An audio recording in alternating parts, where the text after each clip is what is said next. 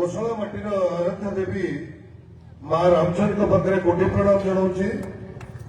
ଆଜି ଏ ଶୁଭ ସନ୍ଧ୍ୟାରେ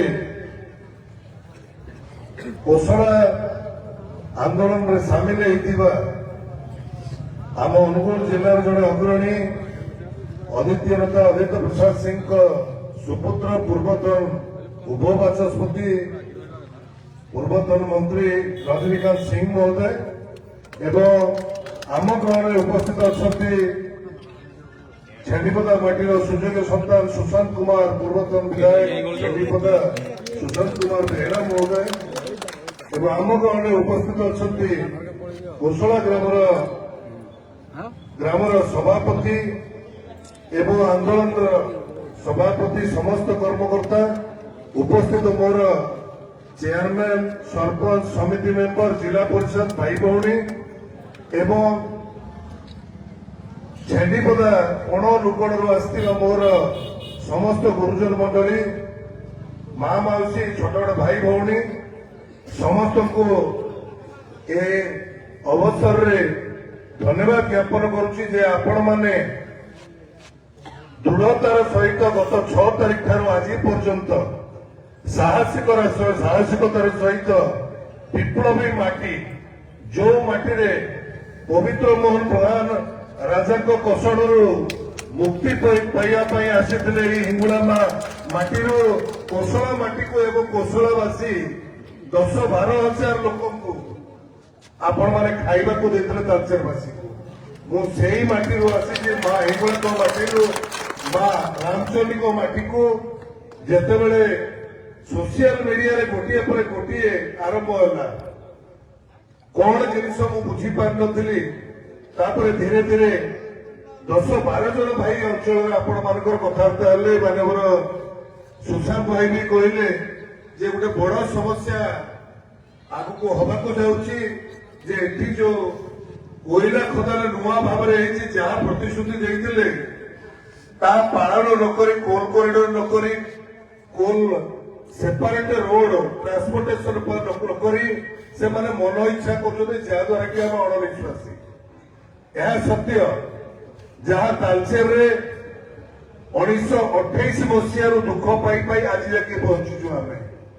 ଆଉ 2 ବର୍ଷ ହେଲେ 100 ବର୍ଷ ହବ କୋଇଲା ଆସିଲା ସତ ବାହାରିଲା ସତ ପଇସା କମେଇଲେ ମଦ ମାଂସ ଖାଇଲେ ଘରଦ୍ୱାର ବନେଇଲେ ଚାକିରି ବି କଲେ କିନ୍ତୁ କେହି ଭଲରେ ନାହାନ୍ତି। ସକାଳୁ ଉଠିଲେ ଗ୍ୟାଷ୍ଟ୍ରିକ ମେଡିସିନ ଆଗ ଖାଇବେ ଡାଇବେଟିସ୍ ମେଡିସିନ ଖାଇବେ ତାପରେ ଅନ୍ୟ କାମ। ଏଣୁ ଆମର ଏବେ ଆସ୍ତେ ଆସ୍ତେ ଆଗକୁ ମାଡୁଛି ମାଇନ୍ସ ତା ମାନେ ସରି ସରି ଆସିଲା ଆମ ତାଲଚେର ପଟୁ। ଏବେ ଆପଣମାନଙ୍କର ବଳଭଦ୍ର ଆସିବ କୁମୁଣ୍ଡରେ ଯାହାକି ଏପଟେ କକେରୀ ରାଇଝଣର କିଛି ପାର୍ଟ ସେପଟେ ଆପଣଙ୍କର ସୁଭଦ୍ରା ଆସି ସାରିଲାଣି। ତ ଏଇ କ୍ଷେତ୍ର ସମ୍ପୂର୍ଣ୍ଣ 50-60 ମାଇନ୍ସ ଆସୁଛି। ତ ଆପଣମାନେ ଆଜି ଯାକେ ବି ଜାଗ୍ରତ ହେଲେନି ଛେଣ୍ଡିପଦାବାସୀ ଏକତ୍ର ହେଇପାରିଲେନି ଯେ ଯୋଉ ମହାମାଟି ଆମେ ବାପ ଦେଖୁନ ପୁରୁଷର ହରେଇବା ଆଗାମୀ ପିଢି ଆଗାମୀ ଭବିଷ୍ୟତ ଆମ ପାଇଁ କଣ କରିବେ।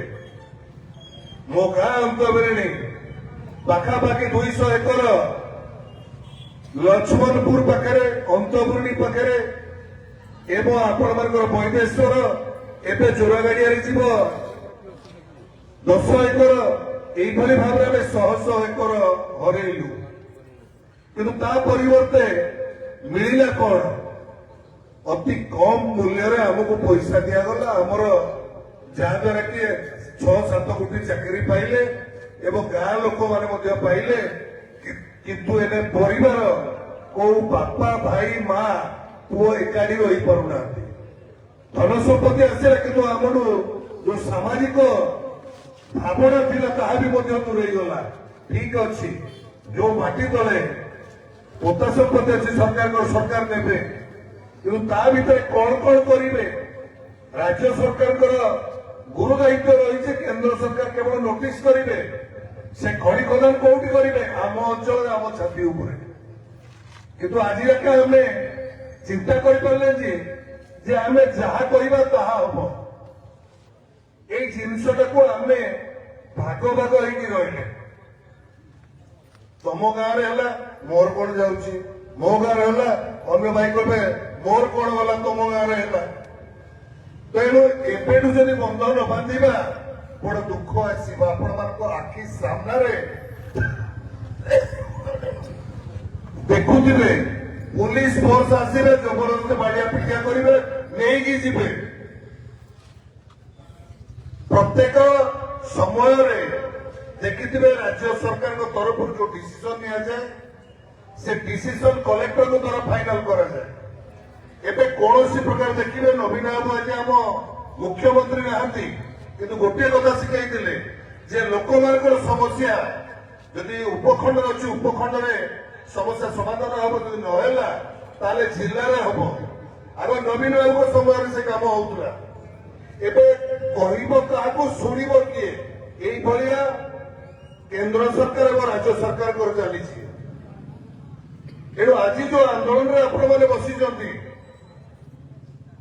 ଏଇ ଯୋଉ ଆମର ଦାବି ଆପତ୍ତି ଯେତିକି ଅଛି ତାକୁ ନହେଲା ପର୍ଯ୍ୟନ୍ତ ଏବଂ ରିଟିନ୍ ନ ପାଇଲା ପର୍ଯ୍ୟନ୍ତ ଆମେ କୌଣସି କ୍ଷେତ୍ରରେ କାହାକୁ ସହଯୋଗ ଯଦି ନ କରିବା ତାହେଲେ 100% ଆମେ ସକ୍ସେସ୍ ହବା।